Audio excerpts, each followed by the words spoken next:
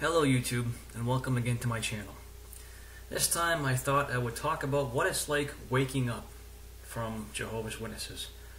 Now, why do I use the term waking up? Well, when you discover the things I've discovered, the deep and very real truths, it is very much so like waking up from a massive dream, one that you've lived for your entire life. So what exactly were the circumstances surrounding my waking up? Well, at the time when I began to realize the real truth, I was at that point still an elder. There were some things that were going horribly wrong in my life, and what I did at that juncture is I began to increase my study to strengthen my faith to deal with the trials I was going to face, because I actually had asked for help and was unable to receive it for the particular things I was dealing with. So I knew that meant that I had to strengthen my faith and do this on my own.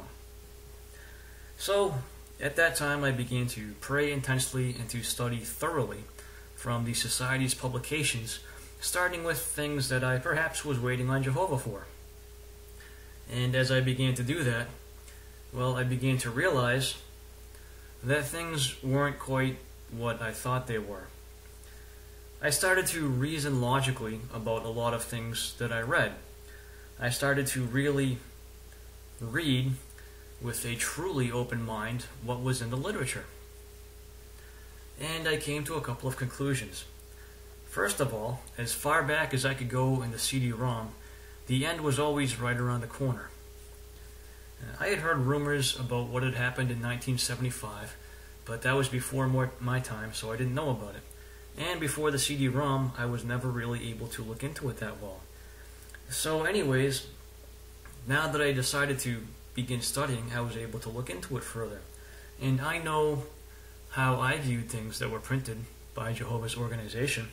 So I read the things that were in print by Jehovah's organization about 1975. And there was a very strong bent to it.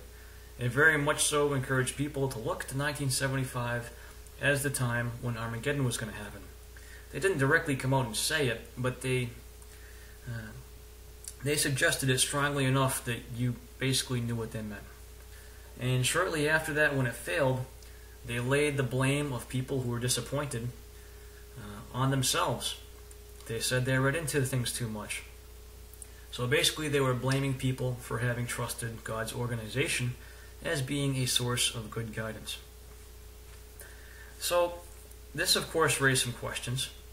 I began doing more research, and I realized that the Insight book itself defines speaking in someone's name as speaking as a representative of that person, and the Insight book describes inspiration as the state of being directed by a superhuman force. So therefore, by those definitions, Jehovah's organization speaks in the name of Jehovah and claims to be directed by Jehovah. Now, when I grew up, the teaching was that the generation that saw the events of 1914 would not pass away before the end came. Based on that, I never thought I would get out of elementary school. I've discussed this in previous videos. That did not happen.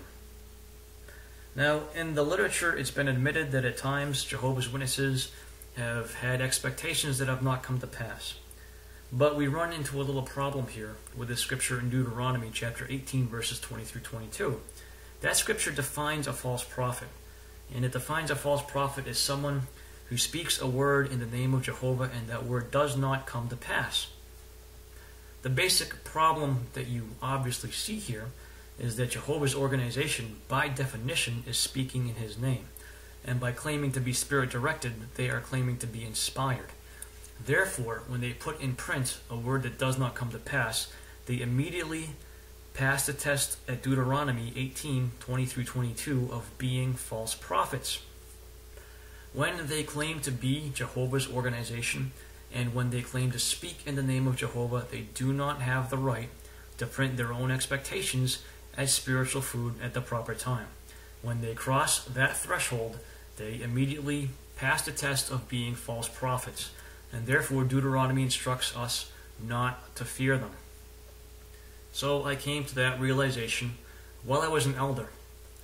And at that time, I was praying more than I've ever prayed in my life. For months, I studied and researched and prayed, and ultimately I came to the cold, hard realization that I could not refute what I had discovered. So how did that make me feel? Well, that was probably the toughest thing I've endured in my life, even more so than the other situation, which had caused me to go back and to study to strengthen my faith. So my original intention in my study was to stay close to Jehovah's organization. But the exact opposite happened. By reading their own literature, the scales dropped from my eyes, and I was able to see who they were. And I could not doubt this because I prayed about it more so than anything I've ever done, and the literature is pretty obvious when you actually look at it with an open mind and consider it reasonably. So how exactly did this make me feel? Well, up to that point, my entire life revolved around being one of Jehovah's Witnesses. Everything I did, all of my activities in my spare time were with Jehovah's Witnesses. I centered my entire life around service to Jehovah. All of my friends were Jehovah's Witnesses.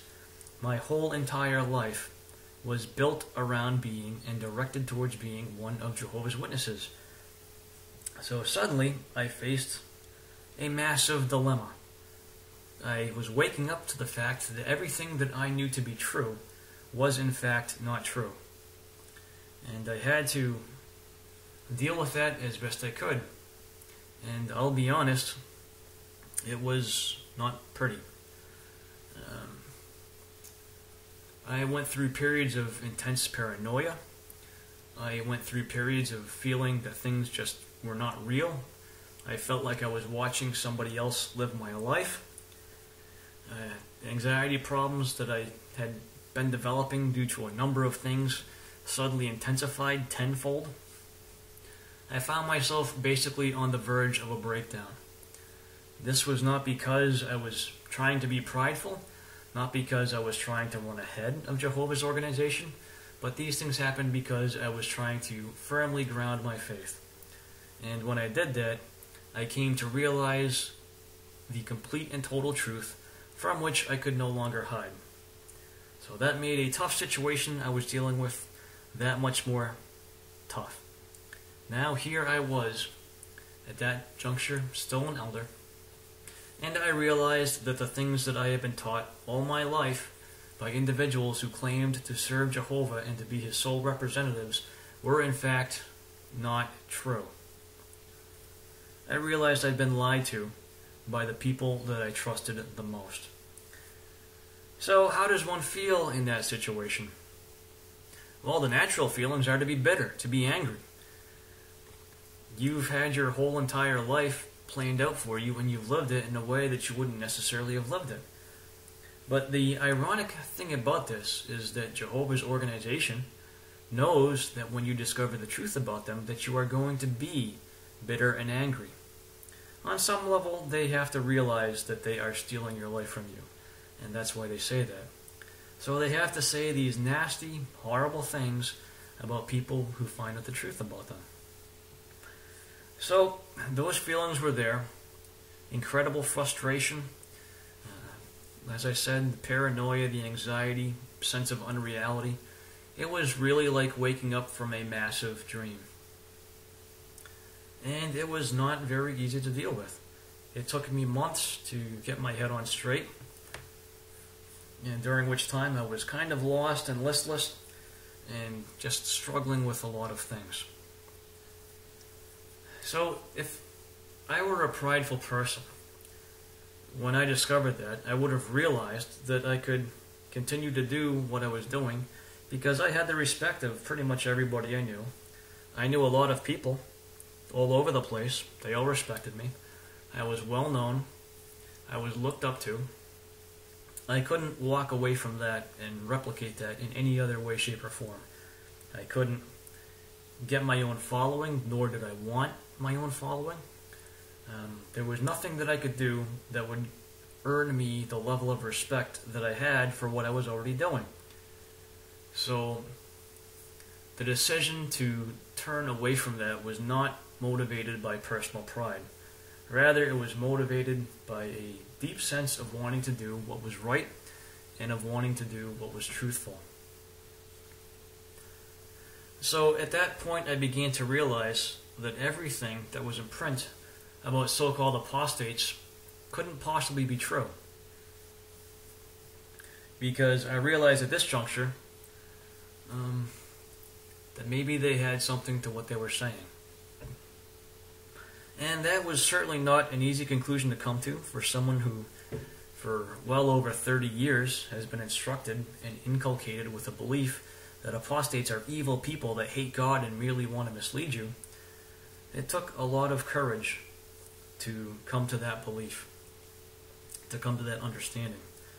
And a big part of that was focusing on Deuteronomy, where it told me not to be afraid of these people who had falsely prophesied to me.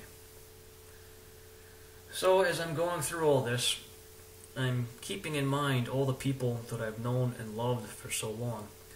And I realized that I could not, in fact, tell them what I was coming to know. And the reason I realized that is because I knew how painful it was to me. And some of my friends may or may not have been as deeply indoctrinated as I was. But I was not about to risk putting them through such a thing. I don't know if that's a choice of cowardice. I don't know if that's a choice of courage. But there are times in life when there are decisions that are neither right nor wrong. You just have to make the decision that you can live with. So I chose to make the decision that I could live with. I was not going to put anybody that I knew in the position where they might have to give up all of their friends and all of their family, or where they would be faced with a massive source of cognitive dissonance. I was not going to lead anyone else down that road. Was that the right decision? Was it the wrong decision? I don't know. It's the one that I made because it was the one that I could live with. So, as you can see, there are lots of moral dilemmas that need to be dealt with when waking up. And different people have different circumstances. There are people who have been beat up pretty thoroughly in the emotional sense by being Jehovah's Witnesses, and no doubt they have a lot of anger they have to work through. Myself, I feel as if my entire life was stolen by Jehovah's Witnesses, and so I have my things I'm working through. But that being said, there are things in my life that look like they'll work out a lot better than I thought they ever could have, and had I not been one of Jehovah's Witnesses, those things may never have happened. So I can't go back and relive my life and figure out if it would have been better or not, and there's no point to even wondering that. I have the life I have now, which I've got some stuff I'm working through, but it's getting better, and I have a pretty bright future, I believe. And now, for the first time in my life, I can go and live my life the way that I want to. When I was a Jehovah's Witness, I often felt as if my own life didn't belong to me. And the more that I did for Jehovah's Witnesses, the more I felt that way. I always put my duties first because I thought I had to, and that being the case, I was oftentimes extremely frustrated because I felt like I didn't own my own life. And the truth of the matter is I didn't.